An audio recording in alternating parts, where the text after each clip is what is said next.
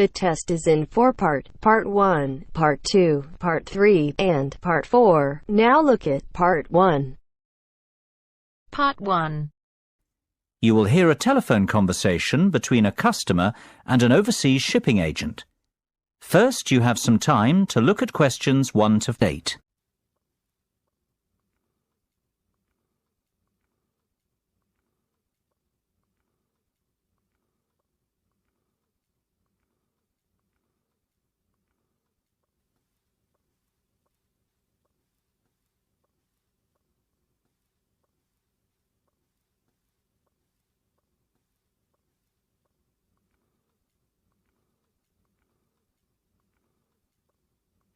You should answer the questions as you listen, because you will not hear the recording a second time. Listen carefully and answer questions 1 to 8. Good afternoon, Denham's Shipping. How can I be of service? Well, I wish to inquire about sending a container of personal items from the UK to Ireland. No problem. Would you like me to give you an estimate of the cost? Yes, please. Well, first of all, may I take your details? Of course. My name's Tim Lafferty. Could you spell your surname for me, please, Tim? Yes, it's Lafferty. Lafferty. Thank you, Tim. Now, where would you like us to pick your container up from? My university, if possible. OK. Let me make a note of the address. It's Abbeyfield University. Is that Abbeyfield?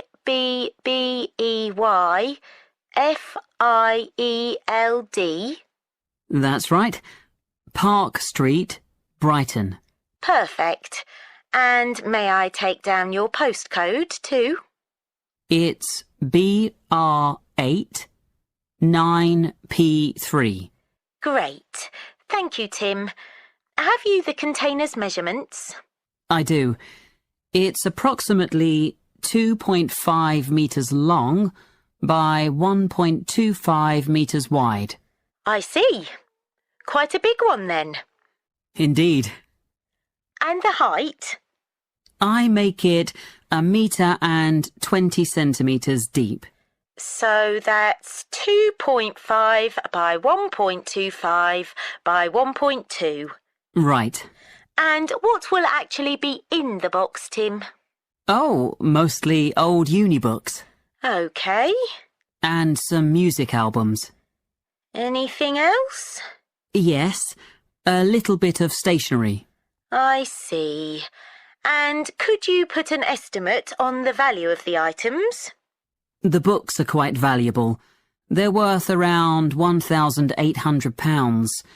The music albums, maybe half that, say £900.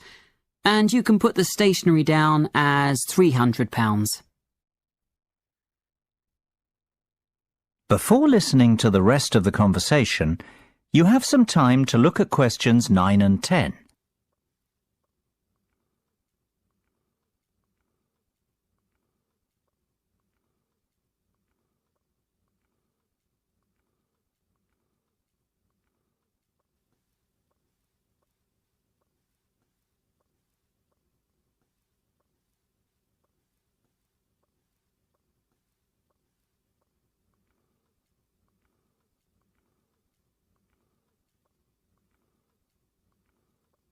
Now listen and answer questions 9 and 10. OK. And will you be purchasing contents cover from us also? I'm not sure what you mean. Sorry, let me explain. Because your items are worth more than £2,000, we recommend that you purchase insurance to cover yourself in the event of damage or loss. Makes sense. What are my options? Well, we offer 3 insurance deals: the premium rate, standard rate and economy rate ones. Premium offers full cover in the event of loss, damage or theft, which means you would be provided with the full cost of replacing your belongings. What about standard and economy? Standard will give you today's value, the second-hand value of your belongings, and economy provides you with a fixed payment of £1,000 in the event of loss, damage or theft. Well, I can afford to live without those books, to be honest. So just give me the cheapest option.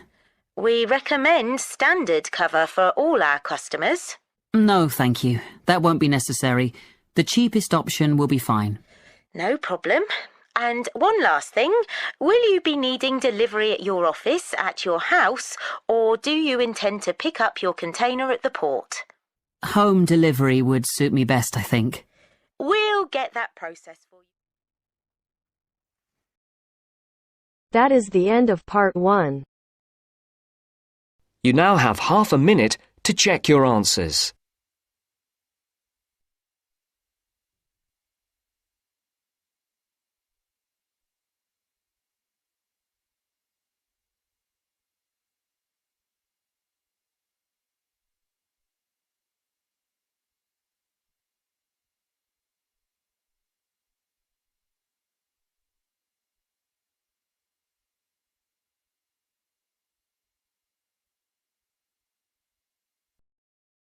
Now turns to part 2. Part 2.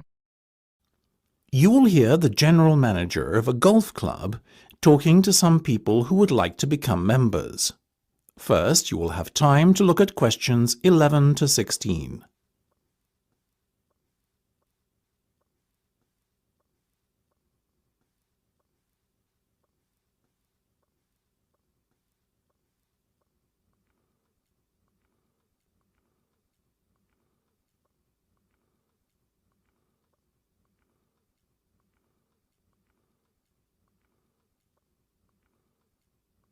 Now listen carefully and answer questions 11 to 16.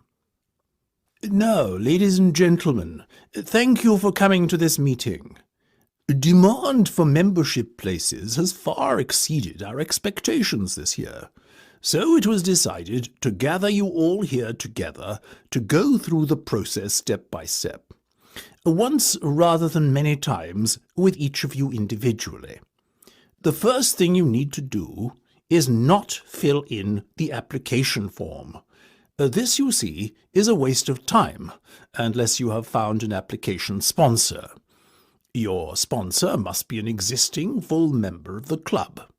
Now, once you have your sponsor, you should log on to our website and fill in and send through the membership form. You will be prompted to provide the relevant deposit at the same time as you submit your application. You may do so using any major debit or credit card. The next step is for you to attend a general meeting of the club. There are typically meetings held once a month. After the club meeting, you will then be required to wait a while in order for the club committee to examine and, if all is in order, approve your application. It may be necessary to ask you to come forward for an additional interview before approval is granted, depending on the circumstances. Now, once you have been approved, you are almost a member of the club. All you need to do then is pay the remaining balance of your membership fee. Having done this, you are officially a member of Blainrow Golf Club. However, you cannot start to play in competitions until you have acquired your handicap. In order to do this, you must send in 3 cards. The committee will then issue you with a club handicap within 7 days on the basis of how you performed in each of the 3 rounds you played. Before you hear the rest of the discussion, you have some time to look at questions 17 to 20.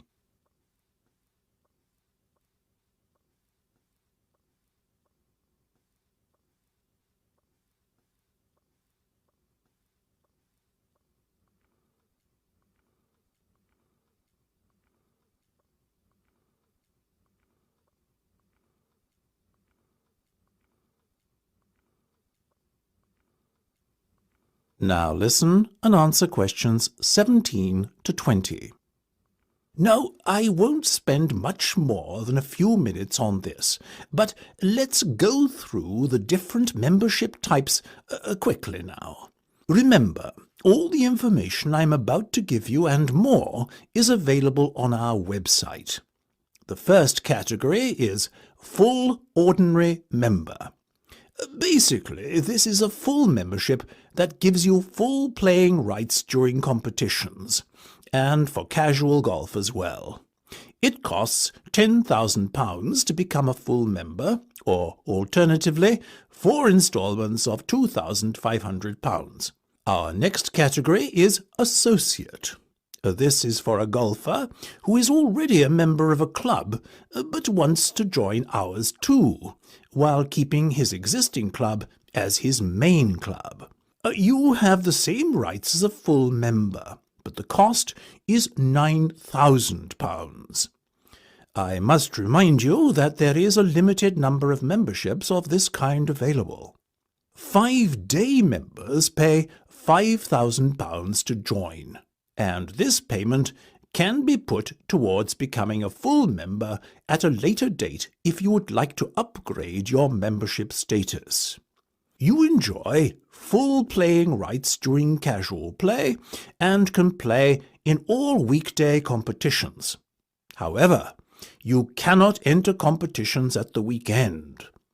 Intermediate membership is open to golfers under the age of 25 and costs £1,800, as do the other remaining membership types: junior, senior, and overseas. If you are an intermediate member, you too have full playing rights for casual play. However, you can only play in competition if a full member of the club invites you to join him. Junior members are aged between 12 and 18. They enjoy restricted playing rights in casual playing time and are only allowed to play on Monday and Wednesday mornings. They can occasionally play in competitions, but the opportunities to play in this format are severely restricted. Senior members enjoy full rights at all times, and overseas members can play on the course casually at any time, and can enter competitions if invited to do so by a full member of the club. Now, That is the end of Part E. You will hear a discussion between 2 design students and their tutor on a practical assignment. First, you have some time to look at questions 21 to 25.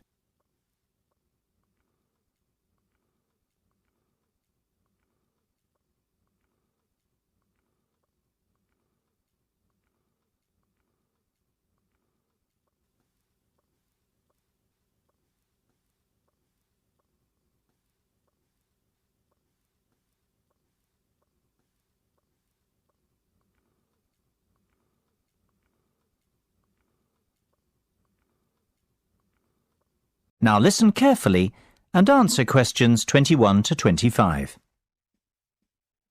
So, have you chosen a product yet? I think so. We'd like to build a gyroscopic exercise aid. Sounds interesting. Tell me more. Well, we did some research and were amazed to discover the sheer range of applications for gyroscopic technology. Gyroscopes are used in laser and optical devices and can be found in many consumer appliances too. Right. Tell me about this product specifically, though. The aim of the assignment is to create something practical, functional, and beneficial for consumers. Justify your decision. Well, we believe we can design and build a cheap and effective muscle strengthening aid by taking advantage of the inertial forces created by a gyroscope. Yes. What we want to do is design a ball which can be held in the palm. Within the ball, there will be a simple gyroscope. This gyroscope can be set in motion by movement of the lower arm and wrist together in sync. The device will not require any external power source because it will be sustained by the movement of the arm and wrist. This will create considerable resistance and an excellent lower arm strengthening aid. It will be simple to design and cheap to produce, yet extremely effective. This all sounds very good. I'm impressed. Thanks, Mark. We're glad you like it. I think we're really onto something here. Our research has told us there's nothing comparable in the market and that a product like this would have multiple uses. Not only could it be used as an everyday toning and exercise device, it could also be beneficial to people in rehabilitation who have suffered serious lower arm injuries. We see the product being marketed towards high-performance athletes, like tennis and golf players, for whom lower arm strength is vital too. Before you hear the rest of the discussion, you have some time to look at questions 26 to 30.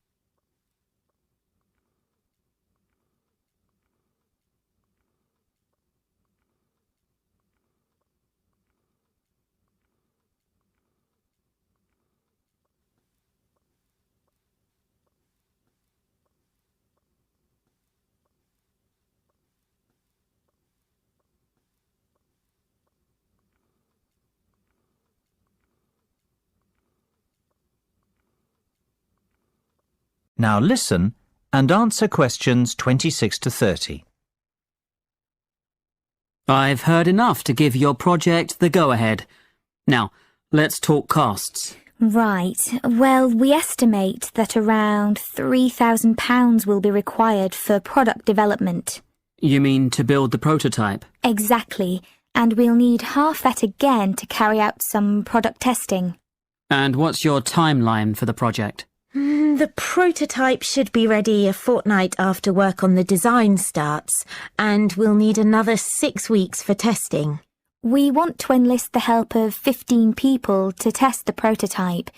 Ideally, we want 5 professional athletes to try it out, 5 recovery patients, and the remainder of the subjects will be gym members, our 3 target markets. Okay. Well, you have a lot of work to do, but you've certainly made a good start. Let's meet again on Monday to get the ball rolling.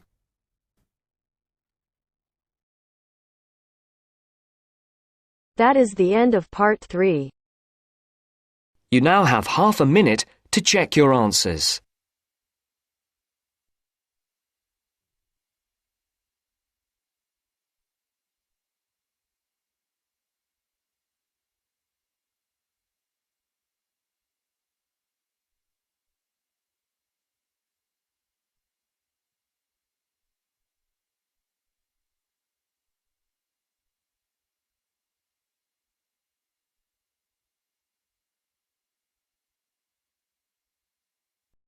Now turns to part 4. Part 4. I'd like to introduce you all to Donald Mackenzie, who has recently returned from a 12-month research project in America. First, you have some time to look at questions 31 to 40.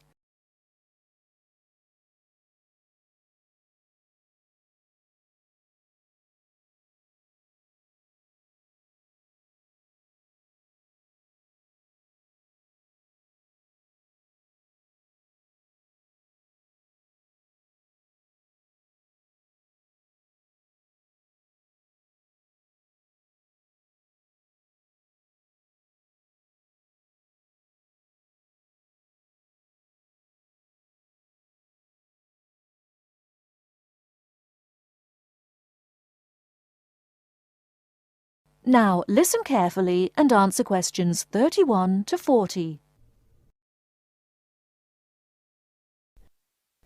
Good afternoon. I'm pleased to see so many of you here today. As I told you all on Monday, the lecture on overpopulation has been postponed until next week, as we have a guest speaker today.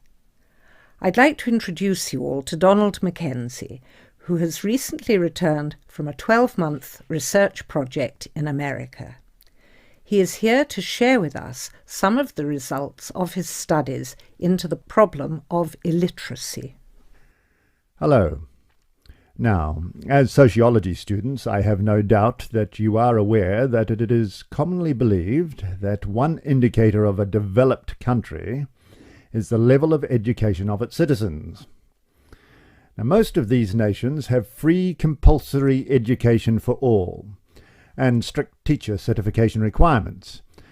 So it would logically follow that people from countries such as America would be highly educated. Yet, this isn't always so. In America alone, 42 million adults cannot read, and 50 million can recognize so few printed words they each have the reading ability of a 10-year-old. Frightening statistics indeed. But not as frightening as the trend suggested by current estimates. The number of illiterate adults is increasing by approximately 2.25 million people each year, and although global statistics have not been compiled, it suggests an extremely disturbing figure. Now, inevitably, this is having an impact on employment. In America, the annual cost in welfare programs and unemployment compensation due to illiteracy stands at $6 billion and an additional $237 billion a year in unrealized earnings is forfeited by people who lack basic reading skills. There is also the cost of post-school literacy programs, which have been put in place in order to counter this increasing figure. A conservative estimate places the cost of these programs at $10 billion each year and growing steadily. Moving on. I'd like to talk about some of the causes of this increasing illiteracy. Children were taught to read by first learning the alphabet, then the sounds of each letter, how they blended into syllables, and how those syllables made up words. They were taught that English spelling is logical and systematic, and that to become a fluent reader it was necessary to master the alphabetic code in which English words are written, to the point where the code is used automatically with little conscious thought given to it. And to make myself clear, I mean readers could sound out the letters, spelling them phonetically. Once a child learned this ability, attention could be turned to more advanced content. It seldom, if ever, occurred to teachers to give children word lists to read, or to make beginner-level readers memorize whole words before learning the components of those words, or to memorize whole stories, as today's proponents of the whole language approach recommend. Several recent studies have found that 90% of remedial reading students in developed countries are not able to decode fluently, accurately, and at an automatic level of response. The currently used whole language method was originally conceived and used in the early 1800s to teach the deaf how to read, a method which has long since been discarded by the teachers of the deaf themselves as inadequate and outmoded.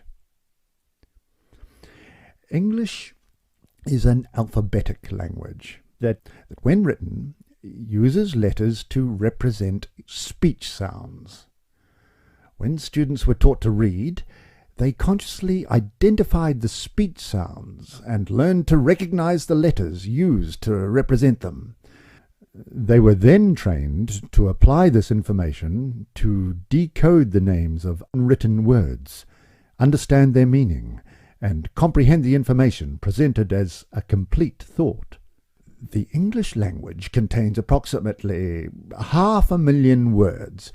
Of these words, about 300 compose about 3/4 of the words that we use regularly.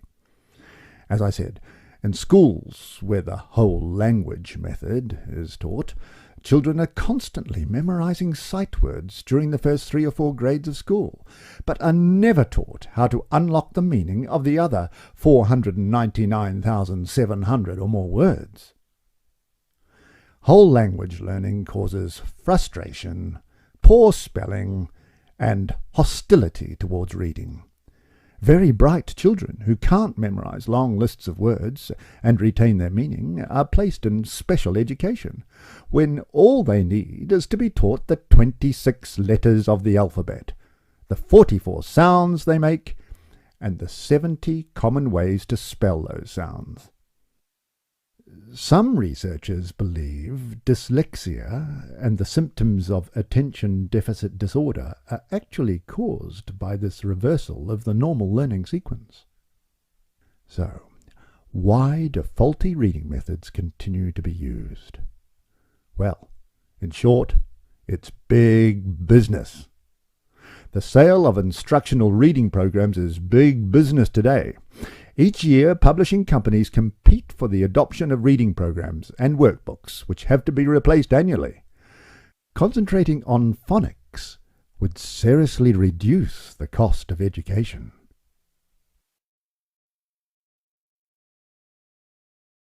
That is the end of part 4. You now have half a minute to check your answers.